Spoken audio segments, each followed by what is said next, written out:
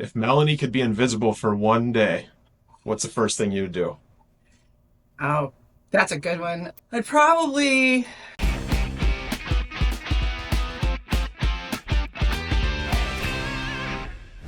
All right, what's up, everybody? Welcome back to another episode of 5 with T5, where we bring local business owners, community champions, and all around amazing individuals on to learn about them, their stories, or business in a quick and effective way. My name is Stephen Turnbull with T5 Insurance, your host, and I am joined today by Melanie Francis, who is the Associate Director of the American Cancer Society. We are going to start the clock with 5 rapid fire questions for our show today, and then we will learn more about our guest. Melanie, how are you? I'm great. How are you, Stephen? Thanks I'm for having me. fantastic. Thank you for being here. Let's jump right into it. We got a hot question right off the bat. Number one, if Melanie could be invisible for one day, what's the first thing you'd do? Oh, that's a good one. I'd probably, not to get political, but I'd probably go to the White House and see how the cheese is made, I Yeah, guess. I like Yeah. that. You have Fly you on. you would have to go somewhere, right? You'd Yeah. have to go somewhere that nobody knows you are. Yeah. I think a couple episodes back with Morgan Mildecki, we talked about a superpower, and she said being invisible. I'm like, or reading people's minds. I'm like, Oh, that's a good one. I don't know if I'd really want to do that, right? No, mine would be All right, flying. I want to yeah, fly. there we go. All right, question number two. What is the number one thing on Melanie's bucket list? Oh, the number one thing. I like to travel, so my bucket list is a lot of is traveling everywhere, and so it's hitting all 7 continents basically. Ooh, very Yeah. cool, very cool. All right, number three. You know, I came up with this question because of your family and some things that I know about you. But if you could pick any instrument and just be a complete natural, like you just pick it up and you are a complete natural at it, what instrument would it be and why? The piano, straight up. Mm. I love the piano. It's my favorite. And of course, I took piano lessons when I was a kid and quit before I got good because it was hard. My mom told me I would regret it, and I did. Um, so don't quit if you're taking lessons, kids. It's actually something I would consider learning again as an adult, but just haven't yet. Sure. It's beautiful. Like it does everything. It makes you happy. It makes you cry. It can tell a story. It's my favorite. It's beautiful. It's my favorite instrument. I love So that. good I love questions. that.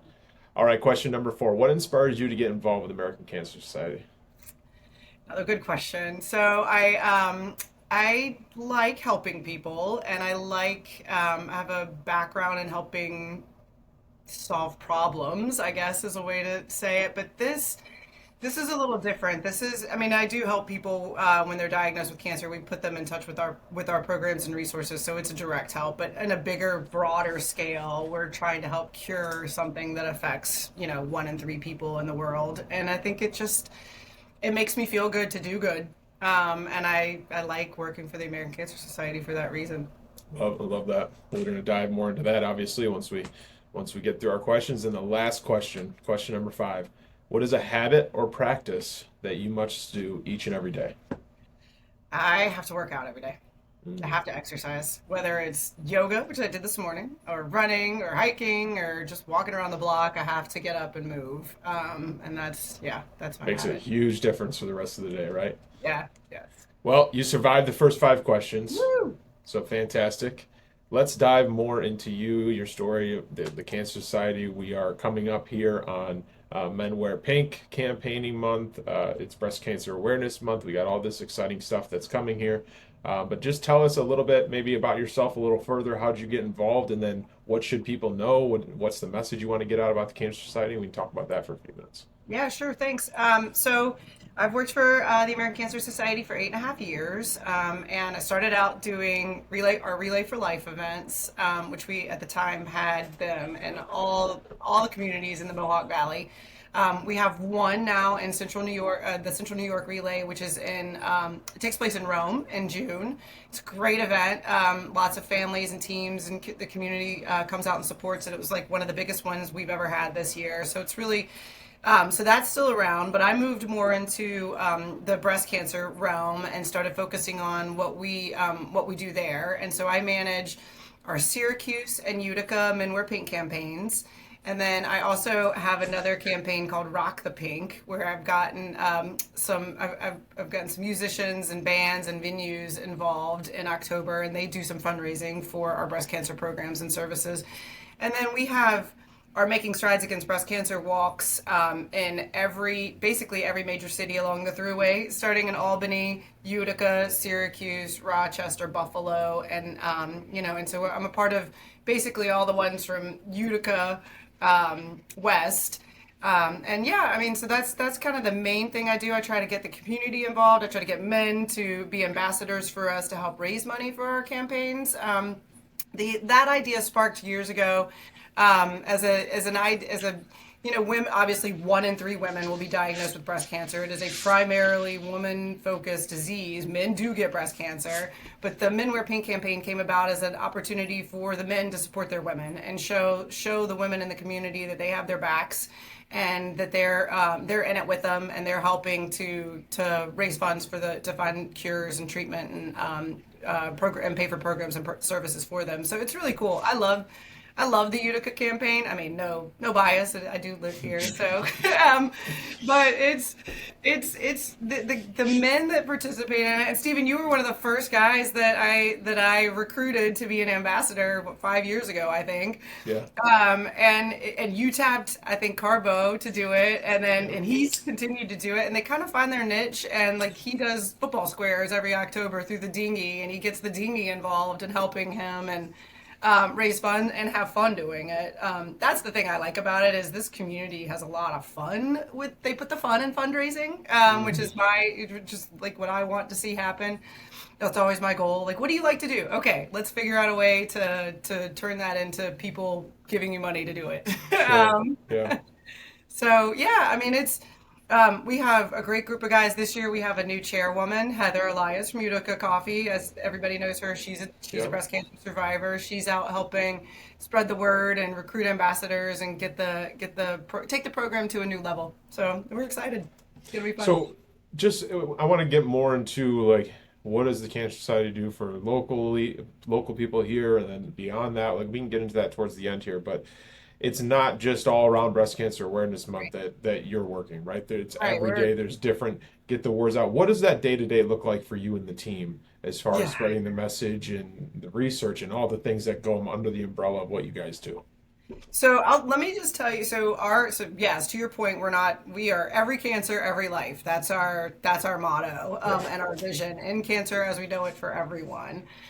When you donate to the American Cancer Society, if you're donating to one of our breast cancer campaigns, then the money goes there. But within that umbrella and under that scope, we have our Hope Lodges, which is where cancer patients can go and stay for free, and their caregivers, while they're undergoing treatment if they have to go far away from home. So specifically in the Utica area, in central New York, we had 261. I have my numbers right in front of me. Last year in 2023, we had 261 central New York cancer patients and their caregivers went out to various ACS Hope Lodges in the world and were able to stay for free while they underwent treatment. So what that means is, like, in New York City, in Boston, in Philly, in Rochester, if that's where they need to go for their treatment because they have the specialists, depending on their cancer, then we pay for them to stay there. So that's a huge burden that Incredible. that they don't have to take on.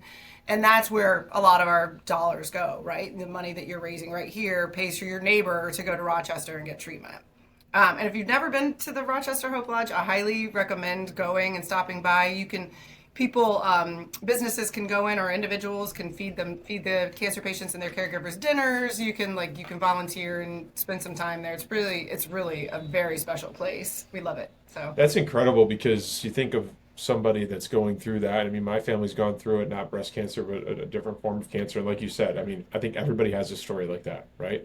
And anybody that's either been through it or knows a loved one that's been through it, there's enough stress of, well, we have to pack up and go to insert city here to see what the answers are. And those insert city here, like you said, could be New York, Chicago, Rochester, whatever it is, depending on that individual situation. So to take that stress out of, well, where are we going to stay? Is it safe? How do I know how close it is? Whatever it might be, all those things, that's incredible. And I think people don't a lot of the times with fundraising, and you know this way more than anybody who's probably watching this, but people think, oh, I'm putting my dollar and it's going towards research and getting rid of the disease and all this stuff, but people don't think of helping those people during that time. What's that doing, And I think that's fantastic. How can people pass the men campaign in October and all of those things? How can people get involved and how can people help just spread the word of the local footprint that we have here in the Utica area, help with the events, whatever it is, as far as the message that you're continuing to spread each and every day? Yeah, I'll tell you about another program we have, and this is something where if you don't have dollars to give, but you do have your time and you have a vehicle, we have a program called Road to Recovery, and we have volunteer drivers that will offer to pick up cancer patients and take them to their appointments when they can't get there, or bring them home, and that's a great program that we have. And in our area last year, we gave 83 rides to cancer patients. So, and it could be anywhere in the Mohawk Valley area. And say you have to go to Syracuse and you're getting chemo and your ride can't take you, or you just don't have one. We're out there to try to fill that need for you as well. So that's another way people can get involved if they don't have, if they have the time for that. That's called Road to Recovery. So it's a great program as well. But we have our Relay for event wise, we have our Relay for Life events. We have golf tournaments. There's one at the Onondagas every August. It's a Coaches versus Cancer golf tournament. I believe That's a good, yeah. Yep. We have so there's a lot of golf tournaments around that go towards the American Cancer Society is another way to get involved. And then of course our breast cancer walk is unpaced, about 3 miles. It's in October, at end of October, October 27th at MVCC. So you can come out there and support all the survivors that we have. You can honor loved ones lost. You can start a team and fundraise, that way. Businesses we always want businesses to get involved. What we like to do with businesses is, tell you all the other things that we can provide your employees, whether it's employee engagement for volunteer opportunities, or forming a team and doing some team building and building up morale, or getting them out there and sponsoring and being a part of our event. And then we also have employee engagement resources that we can provide about cancer prevention and the important times to get your screenings, and the fact that if colonoscopy has changed, and it used to be 50 and now everybody at 45 should be getting their first colonoscopy screening, that kind of stuff. So Yeah, can you touch a little bit more on that from the education side of what you guys do too? yeah, I mean, the education is the education and research is a huge part of what we do, right? We want to prevent cancer before it ever happens. And so we work with the NFL on Crucial Catch to try to spread the word about screenings, and the fact that, when you should start getting your mammograms, when you should get your skin checked, how you should go to the dermatologist every year, when you should get lung cancer screenings, colon cancer screenings. Education is a huge part of what we do.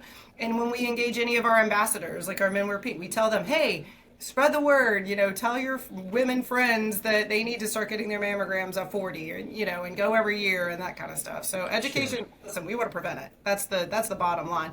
HPV vaccination, our scientists created that vaccine, and it is cutting cervical cancer, 9 cancers. It will absolutely prevent them from happening. There's a vaccine. And that's what our research created. So that's incredible. Well, a few things here as we look to wrap up. Number one, I want to just say another thing of what you just said. Like you said, oh, we work with the NFL on that program. That's one of the coolest parts is you got let's use the men campaign just because I was a part of that and whatever. You have local people here raising local dollars to help people. You got 83 rides last year, 261 people that are staying at these lodges from central New York, and then you also have the ability to plug in to these national programs to help on a bigger scale and have those resources if you have to go to Chicago for whatever it is. That's fantastic. So Melanie, as we wrap this up, this is coming out October 2nd. We're starting Breast Cancer Awareness Month. The men campaigns are starting right now. What should people know? How can they find out where to go? How can they get involved? All that good stuff. Yeah, so thanks. Yes, we have two main campaigns happening this month. Like I said, we have our Making Strides Against Breast Cancer Walk. That's Sunday, October 27th at MVCC.